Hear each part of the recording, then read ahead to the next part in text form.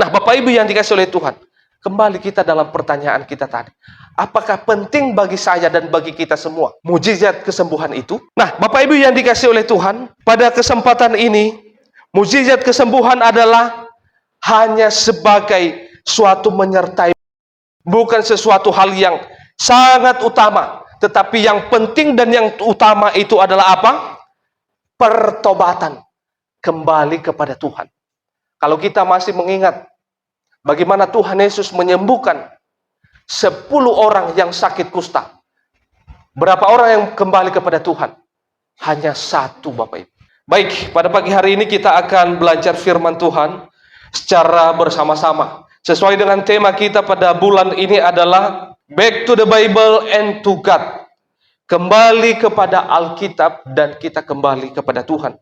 Nah, Bapak Ibu yang dikasihi oleh Tuhan, minggu yang lalu saya sudah membahas tentang para oknum tertentu yang sering bernubuat dan juga sering mendengarkan suara Tuhan, langsung berbicara kepada mereka. Nah, pada pagi hari ini saya berbicara tentang mukjizat kesembuhan. Nah, apakah itu benar yang sering digembar-gemborkan oleh oknum-oknum tertentu? Nah, pada pagi hari ini kita akan belajar bersama-sama. Kita buka firman Tuhan dari Lukas, pasal yang ketiga, ayat yang pertama sampai dengan ayat yang ke-9. Di bawah satu perikop, Yohanes Pembaptis. Dalam tahun ke-15 dari pemerintahan Kaisar Tiberius, ketika Pontius Pilatus menjadi wali negeri Yudea, dan Herodes raja wilayah Galilea, Filipus saudaranya raja wilayah Iturea dan Terhonitis, dan Lisanias raja wilayah Abilene. 1, 2, 3, ya.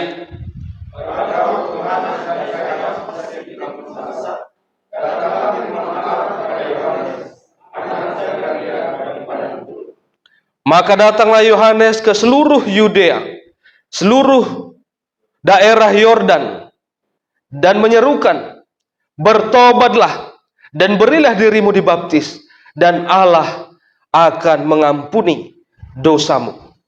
Seperti ada tertulis dalam kitab waktu bagi saya, ada suara yang berseru-seru padaku, persiapkanlah jalan untuk Tuhan, luruskanlah jalan baginya. Setiap lembah akan ditimbun, dan setiap gunung dan bukit akan menjadi rata. Yang berliku-liku akan diluruskan, yang berlekuk-lekuk akan diratakan.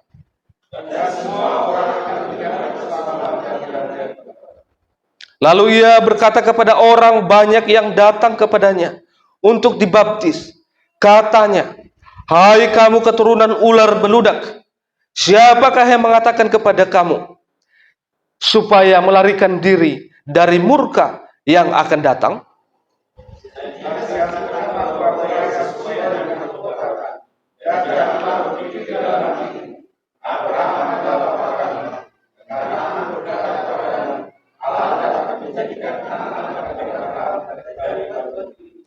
Kita baca bersama-sama 1, 2, 3, ya. Kapak sudah tersedia pada akar pohon, dan setiap pohon yang tidak menghasilkan buah yang baik akan ditebang dan dibuang ke dalam api. Kita yang berbahagia yang telah membaca, merenungkan, memelihara, serta melakukan firman Tuhan yang telah kita baca dan yang akan kita dengar pada hari ini. Baik, Bapak Ibu yang dikasihi oleh Tuhan, saya memberikan satu pertanyaan yang penting dan yang bagus kepada kita pada pagi hari ini. Apakah penting mukjizat kesembuhan bagi orang Kristen? Misalnya kita menemukan di berbagai media-media yang seringkali dipromosikan. Misalnya ada judulnya di sana, mereka bikin KKR kesembuhan ilahi. Silakan hadiri. Misalnya kita menemukan ada tertulis mungkin di banner atau di papan-papan informasi. Mereka mengatakan di sana kita akan ikutilah ibadah pelepasan dan mukjizat kesembuhan. Atau juga kita pernah mungkin baca, yaitu KKR mukjizat kesembuhan ilahi dan kelepasan resesi ekonomi. Jadi seringkali kita mendengar informasi-informasi itu dan kita diundang supaya menghadiri KKR mukjizat kesembuhan. Nah, Bapak Ibu yang dikasihi oleh Tuhan, pada pagi hari ini kita akan melihat apakah penting bagi kita orang percaya, orang Kristen, yaitu mujizat kesembuhan. Nah, Bapak Ibu yang dikasihi oleh Tuhan, Alkitab banyak sekali menceritakan bagaimana banyak orang berbondong-bondong mengikut Yesus. Karena apa? Yaitu karena mujizat. Misalnya dalam Yohanes pasal 6 ayat yang kedua, orang banyak berbondong-bondong mengikut dia. Kata dia di sana adalah Yesus. Banyak orang berbondong-bondong mengikut Yesus karena mereka melihat mujizat-mujizat penyembuhan yang diadakannya terhadap orang-orang sakit. Lebih lanjut dalam Yohanes pasal 2 ayat yang ke-23 mengatakan, dan sementara ia di Yerusalem selama hari raya Paskah, banyak orang percaya dalam namanya karena mereka telah melihat tanda-tanda yang diadakannya. Jadi kita melihat bahwa ada begitu banyak orang berbondong-bondong mengikut Yesus, percaya Yesus. Tetapi alasannya karena apa? Karena mujizat. Nah, Bapak Ibu yang dikasihi oleh Tuhan, dalam Matius pasal 4 ayat yang ke-24 sampai 25 mengatakan demikian. Maka tersiarlah berita tentang dia di seluruh Syria dan dibawa kepadanya semua orang yang buruk keadaannya, yang menderita dalam berbagai penyakit dan sengsara, yang kerasukan, yang sakit ayan, dan yang lumpuh. Lalu Yesus menyembuhkan mereka. Maka orang banyak berbondong-bondong mengikuti dia. Mereka datang dari Galilea dan dari Dekapolis, dari Yerusalem dan dari Yudea dan dari seberang Yordan. Bapak Ibu yang dikasihi oleh Tuhan, jadi motivasi orang berbondong-bondong mengikuti Yesus karena mereka melihat mujizat, karena mereka melihat tanda-tanda yang dilakukan Yesus. Apakah itu sah dikatakan orang yang percaya karena hanya melihat tanda-tanda dan mujizat yang dilakukan Yesus? Nah, Bapak Ibu yang dikasihi oleh Tuhan, pada hari ini kita akan melihat apakah penting bagi orang percaya, bagi kita semuanya, mujizat kesembuhan itu. Nah, Bapak Ibu yang dikasihi oleh Tuhan, kita melihat beberapa para rasul. Kita melihat bagaimana pelayanan para rasul dalam Alkitab mengenai mujizat kesembuhan. Saya ambil contoh di sini adalah seperti misalnya adalah Rasul Petrus. Pada saat Rasul Petrus berkhotbah pada hari raya Pentakosta yang bertobat kira-kira 3.000 jiwa, dia tidak pernah memberitakan tentang khotbah-khotbah tentang mujizat atau kesembuhan. Tetapi dia mengkhotbahkan yaitu tentang pertobatan, bukan tentang mujizat dan kesembuhan. Kita juga melihat bagaimana Rasul Paulus, dia ditobatkan Tuhan dan menjadi rasul. Kita tidak pernah melihat mereka mengadakan suatu pertemuan atau ibadah khusus untuk itu diadakan sebagai mujizat kesembuhan. Kita juga melihat satu dalam Alkitab, dalam Perjanjian Baru, yaitu Yohanes Pembaptis yang telah kita baca dari Lukas tadi. Ini adalah seorang rasul yang dipakai Tuhan secara luar biasa, dan dialah salah satunya tidak pernah melakukan mujizat apapun selama dia pelayanan. Nah, Bapak Ibu yang dikasihi oleh Tuhan, kembali kita dalam pertanyaan kita tadi. Apakah penting bagi saya dan bagi kita semua mujizat kesembuhan itu? Nah, Bapak Ibu yang dikasihi oleh Tuhan, pada kesempatan ini, mujizat kesembuhan adalah hanya sebagai suatu menyertai, bukan sesuatu hal yang sangat utama. Tetapi yang penting dan yang utama itu adalah apa?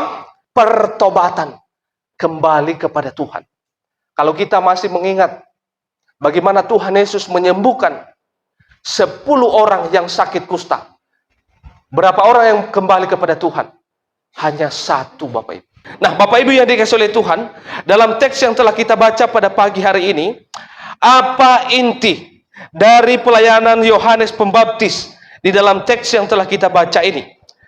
Yang pertama adalah inti dari pelayanannya adalah ajakan untuk bertobat, lalu dibaptis dan kembali kepada Allah supaya dosa mereka diampuni oleh Allah. Ayat yang ketiga. Ayat yang ketiga mengatakan bahwa bertobatlah dan berilah dirimu dibaptis, dan Allah akan mengampuni dosamu. Jadi Bapak Ibu yang dikasih oleh Tuhan, inti dari pelayanan yang pertama yang dilakukan oleh Yohanes ini bukan mujizat kesembuhan, tetapi dia mengajak orang untuk bertobat dan dibaptis dan kembali kepada Allah. Supaya apa? Supaya dosa mereka diampuni oleh Allah. Nah, Bapak Ibu yang dikasih oleh Tuhan, apa arti daripada bertobatlah? Dalam bahasa Yunani itu memakai kata metanoia. Kata metanoia ini adalah bertobatlah, itu dalam bahasa Yunani. Artinya adalah memperbaiki kelakuan atau memperbaiki kesalahan atau memperbaiki pola pikir. Bapak Ibu yang dikasih oleh Tuhan, itu artinya metanoia ini adalah kita memperbaiki kelakuan, memperbaiki pola pikir. Dengan demikian Bapak Ibu yang dikasih oleh Tuhan, ini artinya bahwa menyesali perbuatan-perbuatan yang menyimpang, yang tidak sesuai dengan kehendak Allah. Artinya bertobat juga adalah memperbaiki kelakuan yang tidak menyenangkan hati Allah menjadi menyenangkan hati Allah. Artinya bertobatlah itu memperbaiki sikap-sikap yang memberontak kepada Tuhan atau melawan firman Tuhan. Tetapi setelah kita melihat kebenaran, kita menjadi orang-orang yang taat dan patuh kepada Allah. Arti bertobat di sana adalah memperbaiki pola pikir yang salah, yang tidak sesuai dengan firman Tuhan. Maka ketika kita sudah mendengar firman Tuhan, itu diubahkan. Kita bertobat daripada itu. Nah, Bapak Ibu yang dikasih oleh Tuhan, inilah yang dilakukan oleh Yohanes, inti dari pelayanannya, yaitu pertobatan, supaya semua orang yang mendengarkan boleh kembali kepada Allah dan mereka bertobat dan diampuni oleh Tuhan. Mana lebih penting Bapak Ibu? Kita sembuh dari penyakit kita, tetapi kita tidak diampuni dosa kita oleh Tuhan. Mana yang lebih penting? Kita disembuhkan oleh Tuhan, kita sembuh dari penyakit kita, tetapi kita tidak diampuni oleh Tuhan. Tentu yang paling penting, kita diterima oleh Tuhan. Kita bertobat, kita diampuni oleh Tuhan. Maka kesembuhan itu hanya menyertai saja. Nah, Bapak Ibu yang dikasih oleh Tuhan, pada pagi hari ini, kita diingatkan, saya dan kita semua, bahwa sesungguhnya yang paling penting itu adalah pertobatan kita kepada Tuhan, bukan kesembuhan.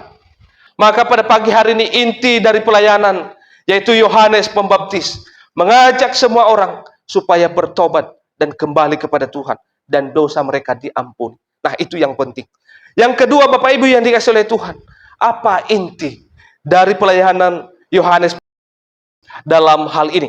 Yang kedua adalah, hai keturunan ular beludak, hai keturunan orang jahat, siapa bilang bahwa kamu bisa luput dari hukuman Allah karena dosa? Kita baca ayat yang ke-7 dari pembacaan kita tadi. Mari kita baca bersama-sama ayat yang ke-7. 1, 2, 3 ya. Lalu ia berkata kepada orang banyak yang datang kepadanya untuk dibaptis. Katanya, hai kamu keturunan ular beludak, siapakah yang mengatakan kepadamu supaya melarikan diri dari murka yang akan datang? Nah, menarik Bapak Ibu. Dalam terjemahan lain mengatakan demikian.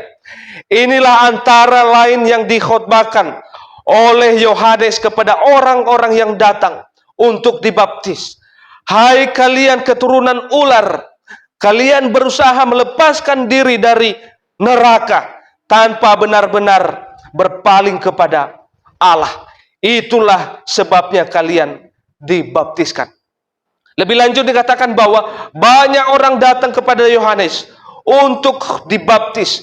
Yohanes berkata kepada mereka, kamu orang jahat, siapa yang mengatakan bahwa kamu dapat luput dari hukuman Allah yang akan datang? Dalam Matius pasal 12 ayat yang ke-34 mengatakan, hai kamu keturunan ular beludak, bagaimanakah kamu dapat mengucapkan hal-hal yang baik, sedangkan kamu sendiri jahat, karena yang diucapkan mulut meluap daripada hati. Bapak Ibu yang dikasih oleh Tuhan, arti daripada keturunan ular beludak itu menunjukkan bahwa orang yang licik, orang yang lihai dengan penuh muslihat, tipu muslihat, orang yang berbahaya, yang bisa membahayakan orang lain, dan juga orang yang menolak kebenaran, dan juga musuh Allah. Itu arti daripada keturunan ular beludak. Adalah orang yang licik, orang yang lihai dengan penuh tipu muslihat, orang yang berbahaya bagi orang lain, dan juga orang yang menolak firman atau musuh Allah. Maka Bapak Ibu yang dikasihi oleh Tuhan, itu artinya Yohanes sebagai hamba Tuhan, sebagai utusan Allah yang murni, yang sejati, dia mengungkapkan kepada umat bahwa kalian adalah umat yang licik dan jahat di mata Tuhan. Yohanes sebagai hamba Tuhan yang baik, yang sejati, yang diutus Tuhan, mengatakan kepada umat, orang-orang yang berbahaya, yaitu berpotensi besar untuk mempengaruhi orang lain, untuk jatuh di dalam dosa. Nah, Bapak Ibu yang dikasihi oleh Tuhan, ini adalah seorang hamba yang sejati, menyatakan kesalahan, menyatakan dosa kepada umat. Supaya apa? Kembali kepada Tuhan dan bertobat dari dosa-dosa mereka. Juga sebagai hamba Tuhan, utusan Allah yang murni dan yang sejati, menyatakan bahwa siapa umat yang bisa melepaskan diri dari hukuman Allah yang akan datang.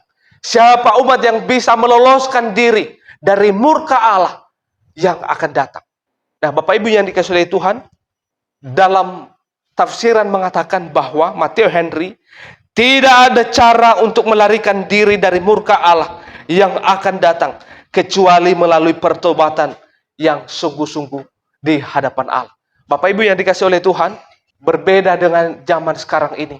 Ada begitu banyak oknum-oknum tertentu, pendeta-pendeta tertentu yang takut menyatakan kesalahan, yang takut menyatakan dosa. Takutnya apa? Wah, nanti umat tidak, atau nanti jemaat-jemaat Tuhan, kalau dikatakan ini dosa, kalau dikatakan ini, takut mereka nanti tidak memberikan persembahan. Atau dalam segala alasan mereka takut. Tetapi Yohanes di dalam hal ini menyatakan kepada orang-orang, yaitu engkau adalah keturunan ular beludak. Kalian adalah keturunan yang jahat di mata Tuhan, yang menolak firman Tuhan. Maka dengan demikian, Bapak Ibu yang dikasihi oleh Tuhan, sebagai hamba Tuhan yang sejati, yang benar, akan terus menyatakan kesalahan. Supaya apa? Supaya umat boleh menyadari kesalahannya dan bertobat dan kembali kepada Allah. Nah, Bapak Ibu yang dikasihi oleh Tuhan, itu yang poin yang kedua yang dilakukan oleh Yohanes, atau inti daripada pelayanannya. Yang ketiga, Bapak Ibu, yang terakhir, apa inti dari pelayanan Yohanes Pembaptis dalam teks yang telah kita baca ini? Yang ketiga adalah hasilkan buah-buah yang sesuai dengan pertobatan. Ayat yang ke-8. Kita baca bersama-sama Bapak Ibu. 1, 2, 3 ya. Jadi hasilkanlah buah-buah yang sesuai dengan pertobatan.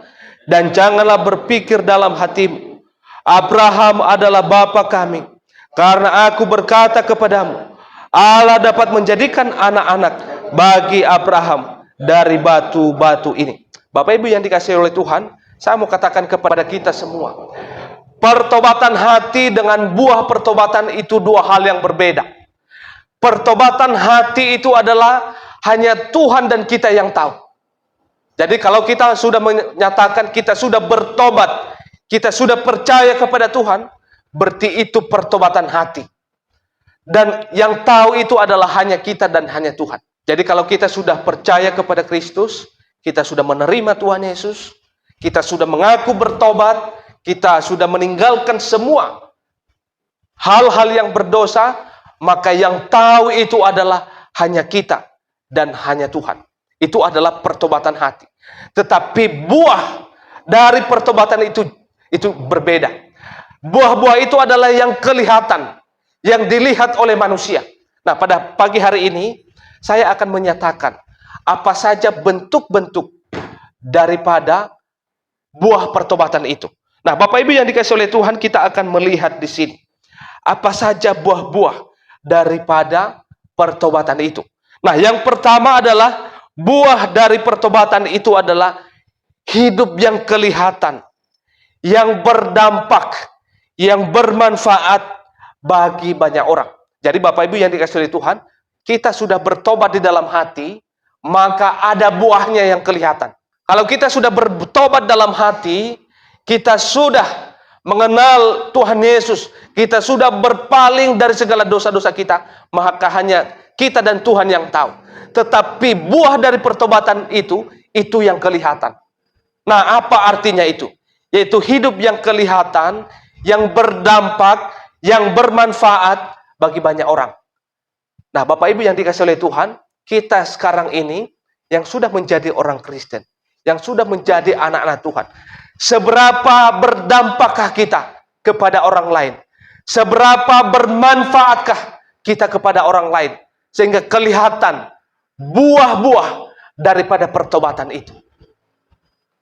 Maka saya percaya kita semua memiliki buah-buah pertobatan yang kelihatan kepada orang lain. Amin. Jangan ragu-ragu Bapak Ibu. Kalau dibilang amin, amin, berarti kita sudah melakukan hal demikian. Kalau belum, berarti kita bertobat dari hari ini sampai Tuhan memanggil kita. Amin. Sehingga kelihatan buah daripada pertobatan itu, yaitu yang berdampak, yang bermanfaat bagi banyak orang.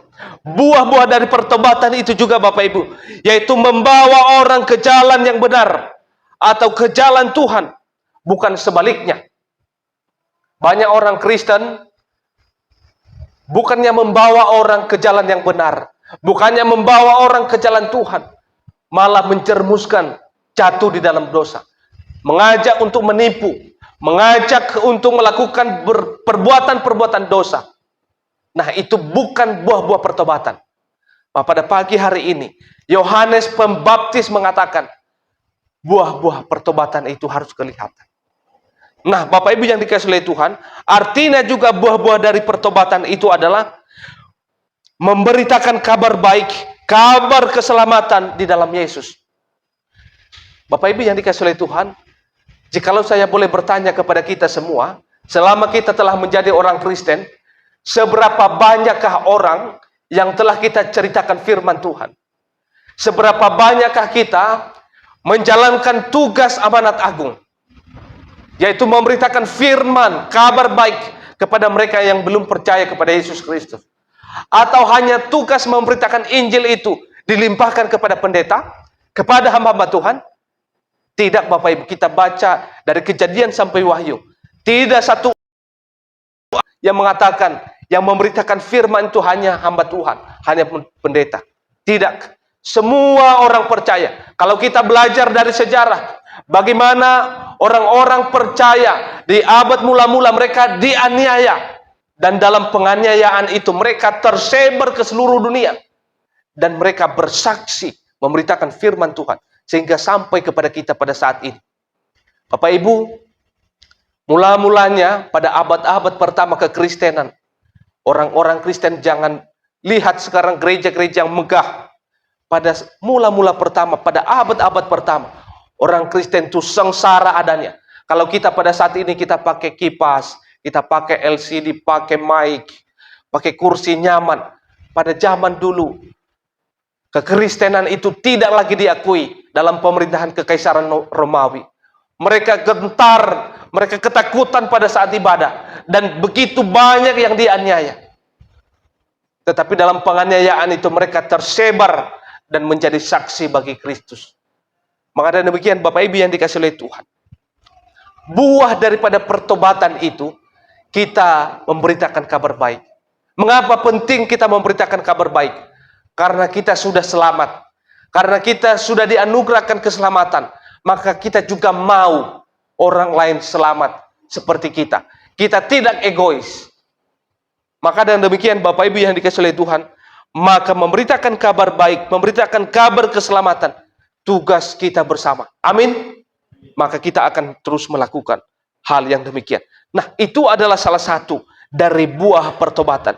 Buah juga pertobatan adalah bersaksi bahwa Yesus jalan satu-satunya memperoleh keselamatan. Jadi Bapak Ibu, jangan ada tawar-menawar, dan tidak ada tawar-menawar tentang keselamatan. Hanya satu-satunya kita dapat memperoleh keselamatan, yaitu di dalam siapa? Di dalam Yesus Kristus. Maka dengan demikian, Bapak Ibu yang dikasihi oleh Tuhan, ini adalah buah daripada pertobatan. Buah juga daripada pertobatan adalah melayani, mengambil bagian dalam pekerjaan Tuhan. Jadi Bapak Ibu yang dikasihi oleh Tuhan, kalau kita sudah bertobat, kita sudah menerima keselamatan itu, maka buah yang kelihatannya adalah apa? Mengambil bagian dalam pekerjaan Tuhan, melayani Tuhan. Apapun itu, sekecil apapun itu, mari kita kerjakan dengan baik.